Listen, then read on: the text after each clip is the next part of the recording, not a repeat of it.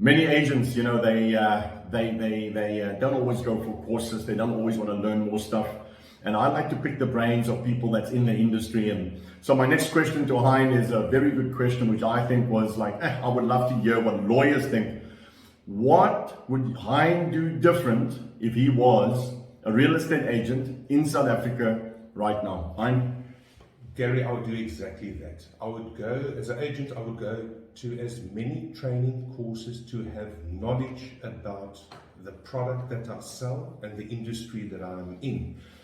You are the first call to that seller and prospective purchaser. The more information you can provide them, the better their experience will be, and the more they will trust you as their agent.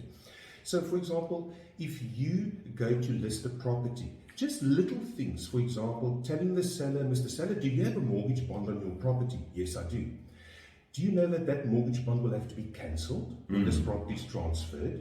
And do you know that there's a fee to cancel that bond? So the bank will instruct their bond attorney to cancel that bond of the seller. Exactly. And there's a fee of about 4,800 Rand, that will come off the proceeds of the seller's sale. Things like, if you do have a bond, did you give notice to your bank that you are selling your property? Because did you know that there's a 90-day penalty period if you cancel your bond? So put your bond under cancellation so that you won't be liable for that 90-day penalty period. Mr. Seller, is this your primary residence or is the secondary residence? Do you know what capital gains tax is? So if it's your primary residence, then you'll get the first 2 million Rand worth of profits will be exempt from capital gains tax. If it's not your primary residence, understand that you will have to pay capital gains tax on any profits that you make on this property.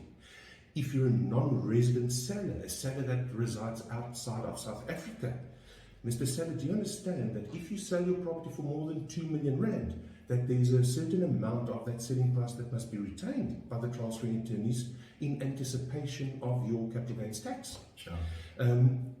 Do you know, when you're a seller, that you will have to pay 3 months worth of rates and taxes in advance? Mr. Seller, did you budget for that? Because the conveyancing attorneys needs a rates clearance certificate, and in order for them to get that, the municipality will require you, the seller, to make an advance payment on your municipal rates and taxes. So little knowledge of things that the agent can advise the seller and the purchaser right from the outset. If you can give that information to the